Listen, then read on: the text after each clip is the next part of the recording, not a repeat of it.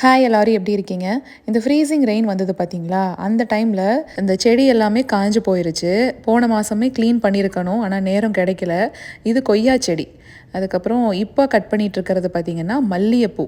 கீழே உங்களுக்கு காமிக்கிறேன் பாருங்களேன். துளிர்த்து புது இலை வர ஆரம்பிச்சிருச்சு. வின்டரில் ப்ரிகாஷன்ஸ் அப்படின்னு சொல்லிட்டு எதுவுமே எடுக்கிறது இல்லைங்க. ஒரு சிலர் வந்து பேக்கெல்லாம் போட்டு இதில் மூடி வைப்பாங்க. அப்படி கூட பண்ணலாம். எனக்கு வந்து இங்கே ஃப்ரீசிங் கோல்டு அப்படின்னு பார்த்தீங்கன்னா ஒரு வாரம் 10 நாளைக்கு தான் ரொம்ப அதிகமாக இருக்கும். அதுக்கப்புறம் நார்மல் ஆயிரும். சரின்னு விட்டுருவேன். தானாகவே அது துளிர்த்து வந்துடும்.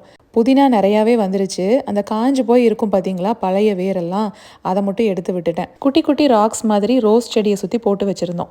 இன்னொரு இடத்துலையும் போட்டிருந்தோம். அங்கே புல் வரவே இல்லை. ஆனால் இந்த ரோஸ் செடி இருக்கிற இடத்துல பார்த்தீங்கன்னா புல் நிறைய வந்துருச்சு. வீடு வரல, புல் வந்திருக்கு. லான் கேர் மாதிரி யாரையாவது கூப்பிட்டு எல்லாத்தையும் கொஞ்சம் க்ளீன் பண்ணி கொடுக்க சொல்லலாம் அப்படின்ட்டு பார்த்துக்கிட்டு இருக்கோம். சரிங்க, நாளைக்கு ஒரு ஷார்ட்ஸில் பார்க்கலாங்களா?